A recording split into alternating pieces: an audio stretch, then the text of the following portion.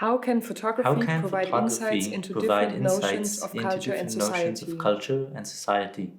Which issues will be tackled and by whom? How can exhibitions and publications of various kinds discuss global points of view? What forms of visual translation can be made use of, and do these generate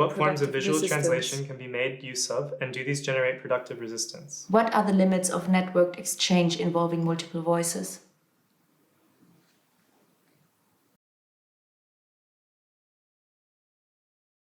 So I thought I'd talk a bit about my involvement and my role in the curation of the third photo biennale in Chennai,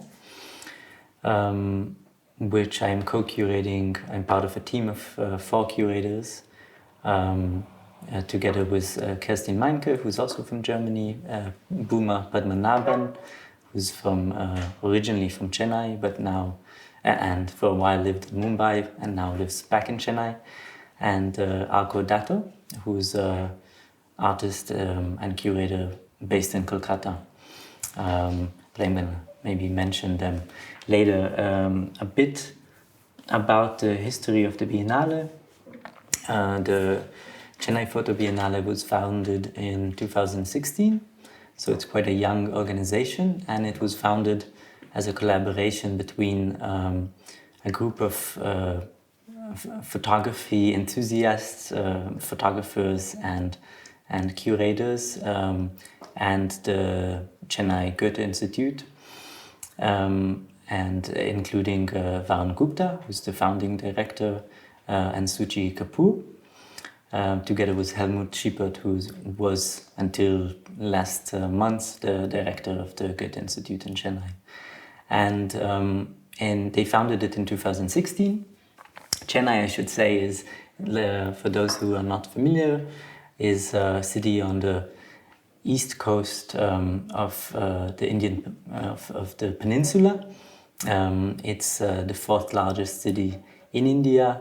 It's a center of industrial production, mostly actually of the automobile industry, and also of the film industry, kind of the second leading center alongside Mumbai or Bollywood. So in Chennai it's called Kollywood. And they founded this photography biennale in a context which has a very, very rich cultural scene, but mostly focused on classic South Indian culture, especially music, Carnatic music, but doesn't really have so much presence within the Indian art world in neither the art world nor the photography world. And in 2016 they did the first edition, which was still quite small, and 3 years later, in 2019, they had the second edition, which was curated by Pushpa Mala N, who's a conceptual artist, important Indian conceptual artist, feminist performer, one of, I think, kind of leading figures of her generation of artists. And it was included over 50 artists and 6 locations across the city, and including artists such as Atul Bala, Armin Linke, Naimu Hemen, Saurabh Hura, Camp, Rax Media Collective, and many, many more. So we were invited to work on the Biennale the following summer. So this is a year and a half ago. The idea after this second edition, which was already kind of scaled up and included quite a lot of international artists, as well as artists from across India and the region, quite a lot of also artists from Bangladesh, from Southeast Asia. So they were interested in inviting something that they envisioned as a kind of curatorial collective, something that they envisioned as a curatorial collective, which would consist of both curators or artists from India as well as from abroad. And they approached Kerstin Meincke and myself, as I mentioned, alongside Arko and Bhooma. And this was, for me now it looks like a different, it feels like a different universe now that we are with the onset of the pandemic and the limitations on travel.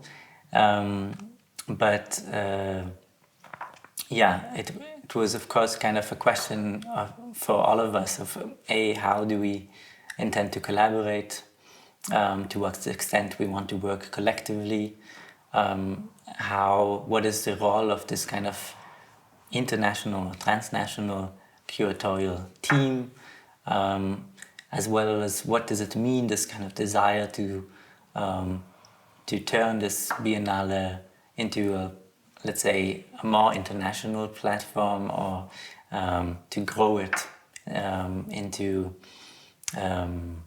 in the context of the kind of international art world nowadays. And I think this is something which it's always a question when you work on a Biennale, obviously, kind of why actually do these type of projects, especially when so many of them are focusing on a rather small group of, or it can feel like a lot of them are focusing on a rather small group of artists who are shown in different locations without regards to the specificity of the context of this location. But at the same time, it was kind of clear that this was a project also because of that it's kind of growing from the bottom up, so that it's rather a grassroots project rather than an institution that has been devised, let's say, top down by it. It's not an institution that has huge. It's quite independent. Let's put it like this. It doesn't have a lot of support neither from the state nor from one specific private patron. Yeah, it was important. We felt this is something we want to do. Also, Kerstin and I had already collaborated together on an exhibition, a Biennale in the south of Germany, in Mannheim, Heidelberg and Ludwigshafen, together with a larger team. So this was also kind of a second chance to think about what it means to work in a team, and whether we want to do this independently or not.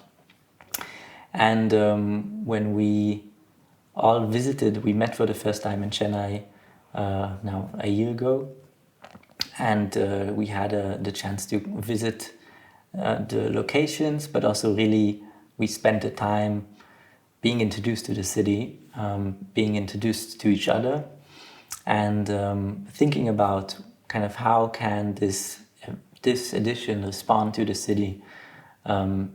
Again, what became more and more evident was that the main preoccupation is maybe to think about how to reconcile between what Indian polymath and artist and writer, philosopher Rabbi Rabindranath Tagore called the home and the world.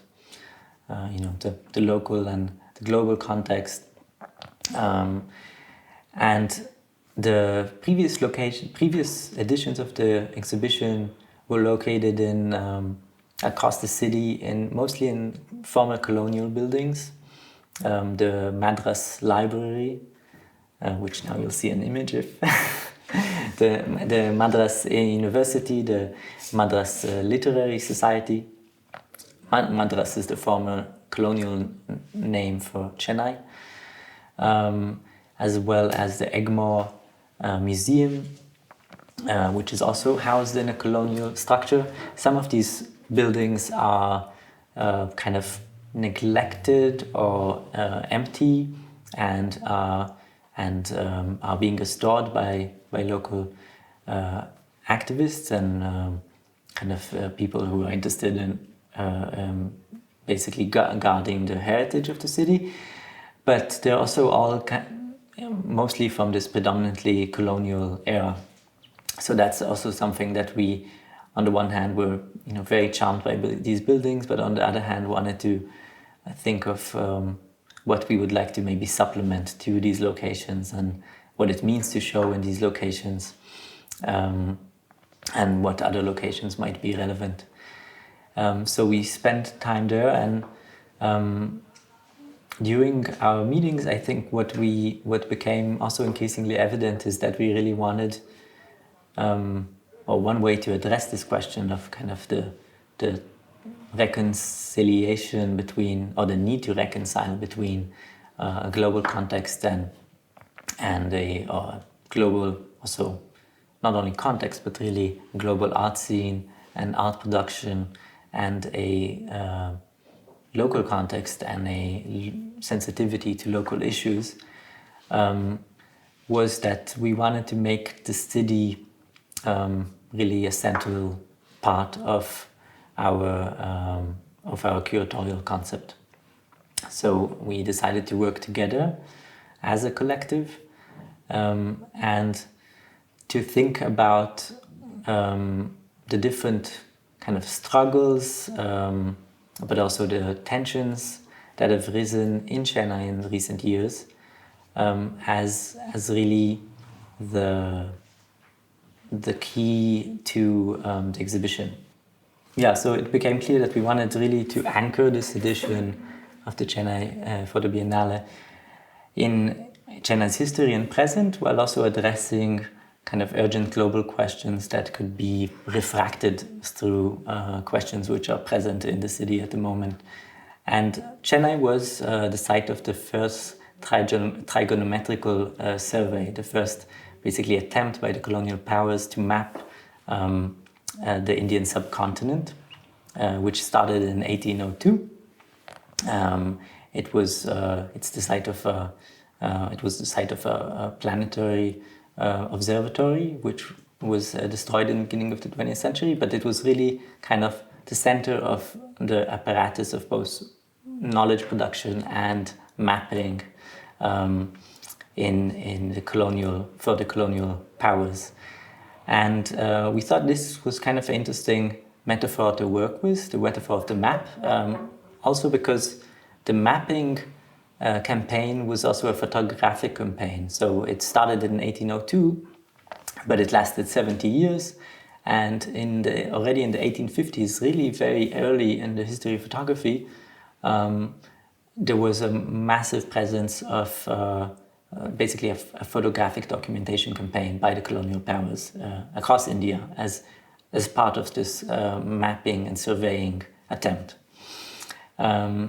So this kind of became the question of, okay, if we were thinking of this tension between the local and the global, between how to produce as curators in a transnational exhibition in a context which at least part of us are also foreign to, we thought the metaphor of the map, with all its problematic history, would be an interesting vehicle through which to think through this exhibition, to think through this edition of the Biennale. Another thing with Chennai, which is interesting, is that, I can quote one quite important book about the mapping of India by Matthew Edney. He writes that imperialism and map mapping intersect in the most basic manner. Both are fundamentally concerned with territory and knowledge. Knowledge of the territory is determined by the geographic representations, and most especially by the map. But of course, the geographic representations is just one aspect of how to represent a place, and the fact that it was accompanied by a massive photographic campaign so early on in the history of photography. I think Chennai also had, or Madras at the time, had one of the earliest photographic societies in the world. Kind of tells us also about the role of photography within this politics of representation. And so we thought we'd take this history and metaphor of the map and speak about Chennai. Chennai is a city similar to other global cities, which maybe you wouldn't necessarily think about as related, but like New York, and Mumbai too. They were all founded, as Amitav Ghosh writes in his book, The Great Derangement. Amitav Ghosh is a novelist and writer who deals quite a lot with environmental questions and is originally from Kolkata. He writes that, maybe I'll read it. It was not until the 17th century that colonial cities began to rise on seafronts around the world. Mumbai, Chennai, New York, and Charleston were all founded in this period. This would be followed by another, even more confident wave of cities building in the 19th century, with the founding of Singapore and Hong Kong. These cities, all brought into being by processes of colonization, are now among those that are most directly threatened by climate change. And what's striking when one looks at the history and present of Chennai is it's a city, as he mentions, that was founded in this kind of early important moment for colonial expansion. It was founded on the sea, and it grew rapidly. Now you can have a slide which I have of the growth of Chennai from 1633 to the present. And currently it has a acute problem with water scarcity as a result of especially the growth of the city in the last 30 and 40 years. So Chennai, alongside Johannesburg and the city of Mexico City, are the three cities that are kind of most likely to run out of water in the immediate future. Last summer, Chennai had no running water for several weeks over the summer, so residents had to collect water in water tanks. So that's kind of one, let's say, acute crisis which is imminent and present in Chennai, and also determined by the city's development but also by its maps. Ghosh writes about Mumbai that it was only after passing into British hands that the southern islands became the nucleus of a sprawling urban conglomeration. And it was then too that a distinct line of separation between land and sea was conjured. It was conjured through the application of techniques of surveying within a milieu of colonial power.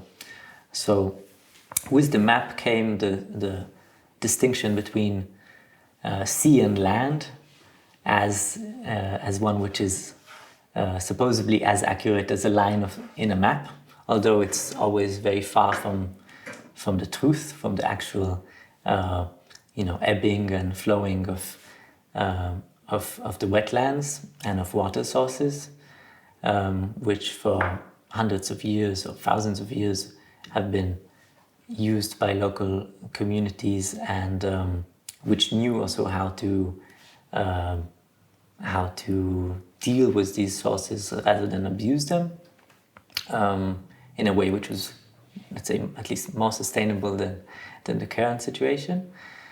And at the moment, because of this increasing water crisis, Chennai is the site of kind of multiple political struggles, struggles against further development. In the north of Chennai, there's a port which is planned by Adani Corporation, an Indian international conglomerate, which is trying to develop a port which would uproot huge fishermen communities and kind of, annihilate their livelihood.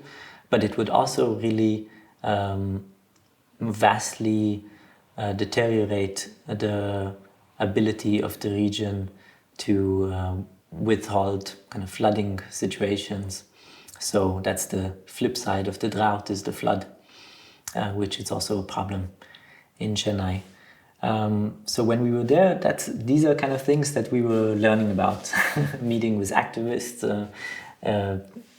scanning the shoreline, and looking at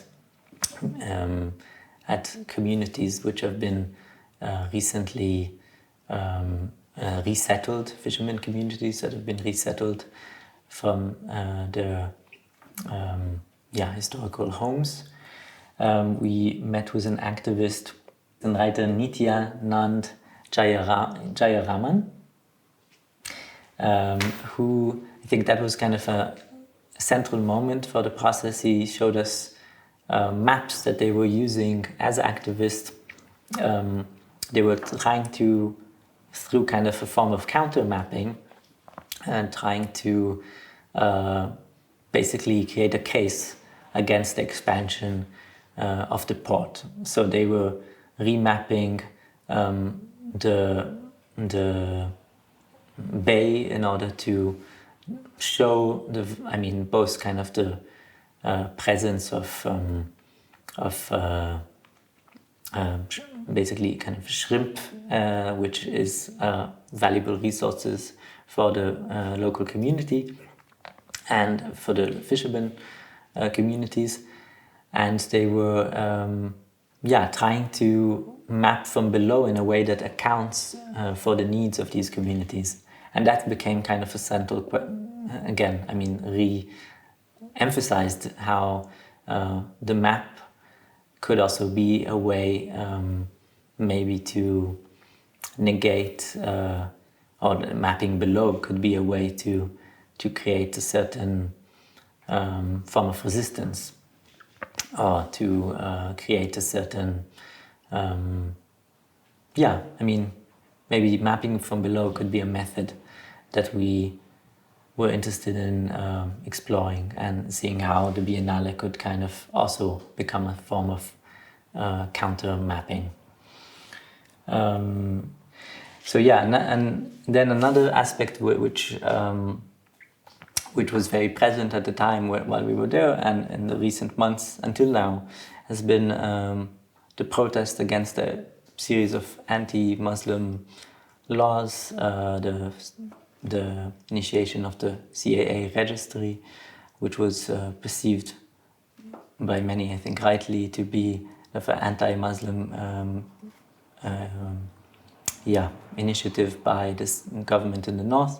And generally there's quite a lot of tension between the centralized government in the north and Chennai in the south, which is and people who are critical of the Hindi nationalist BJP, the politics coming from the majority government in the north, sitting in Delhi. So these were all questions that also made the use of public space, the access. A lot of these protests were taking place in, across the city in public space, but also, of course, on campuses, which became kind of center points for protest movement. And this became also kind of a central, or another pillar for the way we envisioned the exhibition, dealing also with this question of kind of the commons, access to this, the right to the city, access to also to imagine what the city can and could be in the future, or should be in the future. So this became another kind of thread within this map that we thought, envisioned ourselves as building or mapping while working on the curatorial theme. Title we thought of for the exhibition is Atlas of Disquiet, which is also a reference to a volume of poems by Adrienne Rich called An Atlas of the Difficult World, where she also uses this metaphor to kind of describe maybe the discrepancy between the map and the territory, but also between kind of the authority of mapping and the earthly struggle which one has to contend with. So that became quite also as another central reference for us as a team. So that's a bit about kind of an overview of how we came about to think about this exhibition as a transnational team, as a group working in different places. Of course, this has all been kind of wildly upended by the pandemic in a way which I think only exacerbates a lot of these questions, especially these tensions between the local and the global, and also the question of kind of why make these type of exhibitions, but also whether these type of exhibitions, biennales, could ever serve as more than, let's say, a symptom of a globalized, the role of the art world within a globalized world of radical inequity, and more maybe a method and tool for reimagining some type of transnational solidarity along the lines of both differences and commonalities. So if we think of some of the issues that I mentioned, like some of the issues that are central to at the present moment in Chennai, like the water crisis. I mean, of course, it's incredibly specific, but it's also deeply entwined in global and planetary developments during the past several centuries. And the same can go, same is true for all these different aspects or threads, which is, at least this is how we envision kind of going about curating this exhibition, and also thinking of how, let's say, international artistic positions can respond to situations and questions that are kind of granularly local, despite being maybe from somewhere else and talking about a similar crisis elsewhere. So I think that's kind of the motivation we had around thinking of this as kind of a transnational effort of mapping from below. I think we're still, I know we're still thinking about a lot of these questions. The Biennale has also been postponed by a year, so what started in this more routine form of, traveling, seeing the sites, talking on Zoom, and then traveling again, has been upended, and now we have a routine which is fully distanced.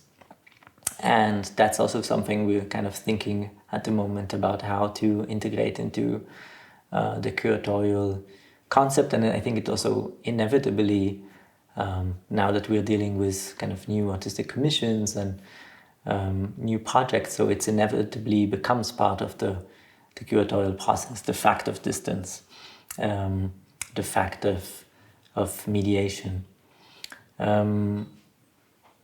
So yeah, those are, I think, some of the questions that this Biennale brings is, and it's not, at this moment it's really mostly questions, because it's very much a thing in process and in progress. But I think it's, for me, it's kind of the effort we have now is how to apply some of these questions through this metaphor of a map, kind of in our curatorial concept, and to think of whether or not one can not only maybe reconcile between the tension of the home and the world, because that's never fully possible. This tension, I think the kind of transnational conundrum is, is irreconcilable to a certain extent. But how can one thematize it, and how can we kind of address it as a curatorial team?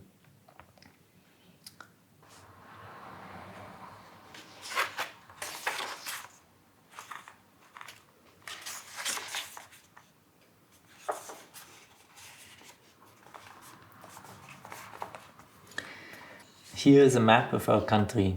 Here is the sea of indifference, glazed with salt. This is the haunted river flowing from brow to groin. We dare not taste its water.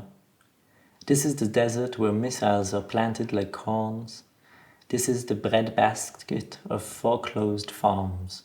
This is the birthplace of the rockabilly boy. This is the cemetery of the poor who died for democracy. This is the battlefield from a 19th century war. The shrine is famous. This is the sea town of myth and story, where when the fishing fleets went bankrupt, here's where the jobs were, on the pier, processing frozen fish sticks, hourly wages and no shares. These are other battlefields, Centralia, Detroit. Here are the forest primeval, the copper, the silver lodes. These are the suburbs of acquiescence, silence rising fume-like from the streets. This is the capital of money and dolor, whose spires flare up through air inversions, whose bridges are crumbling, whose children are drifting blind alley pent between coiled rolls of razor wire. I promised to show you a map, you say, but this is a mural. Then yes, let it be. These are small distinctions. Where do we see it from is the question.